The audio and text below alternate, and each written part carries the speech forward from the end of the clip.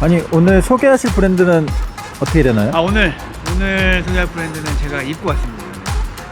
보시면 예측이 되실 거라 생각하는데 바로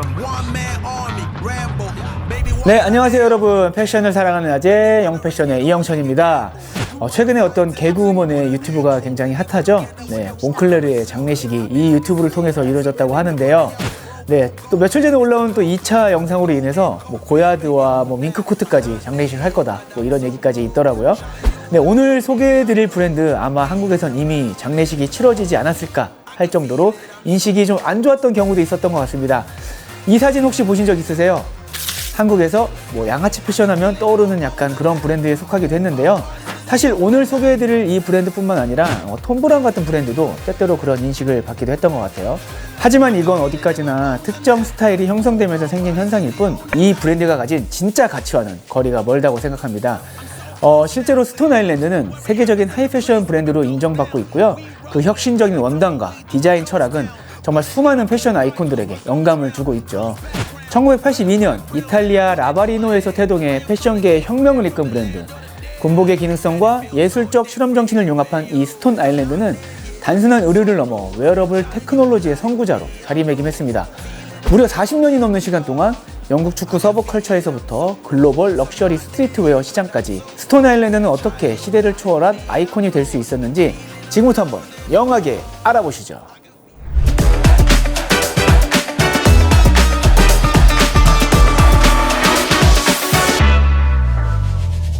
스톤 아일랜드의 역사를 이야기하려면 먼저 한 사람을 알아야 합니다. 바로 마시모 오스티. 오스티는 1944년 이탈리아 볼로냐에서 태어났습니다. 원래 오스티는 패션 디자이너가 아니라 그래픽 디자이너였어요. 광고 업계에서 일하면서 실크 스크린 프린팅 기법을 익혔고 이걸 패션에 접목해보자는 생각을 하게 되었다고 합니다.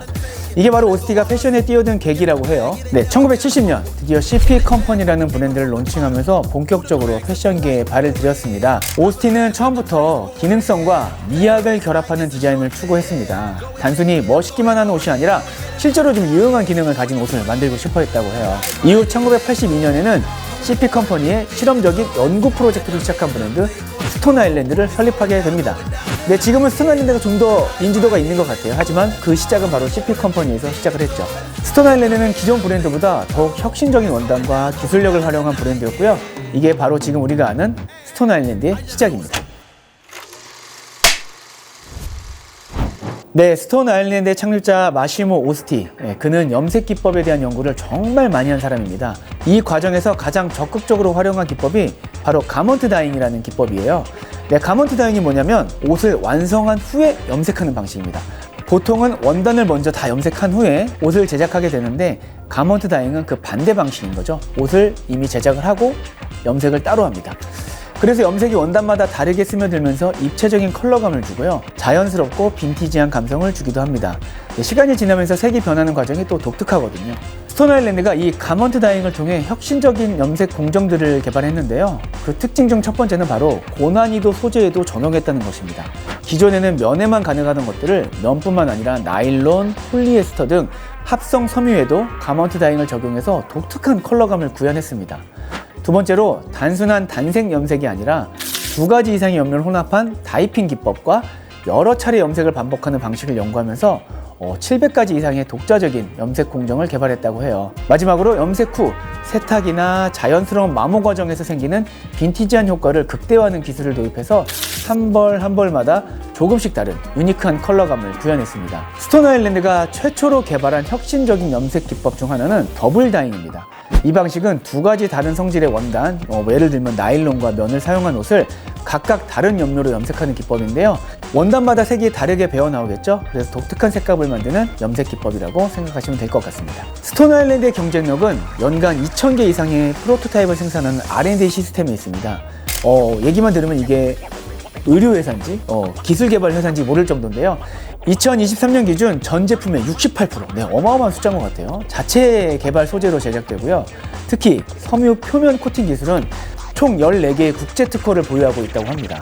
정말 원단 개발에 진심인 브랜드다 라고 볼 수 있겠네요. 이처럼 뛰어난 원단 기술과 헤리티지를 가진 스톤 아일랜드이지만 꽤나 많은 변화를 겪은 브랜드이기도 합니다. 주인이 꽤 바뀌기도 했어요. 1982년 이탈리아 라바리노에서 마시모 오스티에 창립됐다고 아까 말씀드렸죠. 그런데 바로 이듬해인 1983년 지분 50%를 GFT에 매각하게 됩니다. 그리고 1991년에 나머지 절반을 GFT에 또 다 매각하게 되죠. 마시모 오스티는 1994년까지는 수석 디자이너로 일하다가 떠났고요. 1996년부터 2008년까지 폴 하비가 수석 디자이너를 맡게 됩니다. 스톤 아일랜드의 지분을 전량 인수한 이 카를로 리베티라는 사람은요, 이탈리아의 유명한 패션 사업가입니다.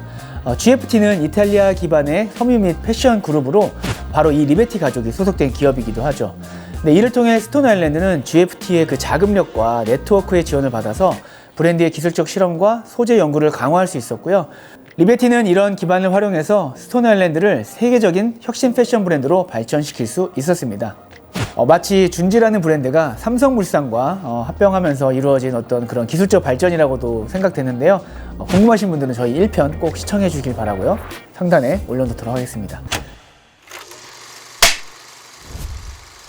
네, 2017년 싱가포르 국부펀드 테마색이라는 이 국부펀드가 스톤 아일랜드의 지분 30%를 리베티로부터 인수하게 됩니다. 이후 2020년 12월 7일 바로 이탈리아 패션 브랜드 몽클레르가 스톤 아일랜드를 인수하겠다는 대형 발표를 하게 되고요. 네, 이듬해인 2021년 2월 23일 몽클레르가 리베티 가족으로부터 70% 그리고 테마색으로부터 남은 30%의 지분을 전량 인수하게 됩니다. 스톤 아일랜드의 완전한 소유권을 확보하게 됩니다. 총 거래 가치가 11억 5천만 유로, 14억 달러라고 알려져 있습니다. 어마어마한 규모였습니다. 결국 스톤 아일랜드는 현재 몽클레르의 소유라고 보시면 되겠습니다.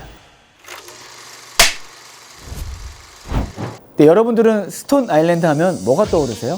바로 이 패치, 나침반 형태 이 패치가 떠오르지 않으시나요? 네.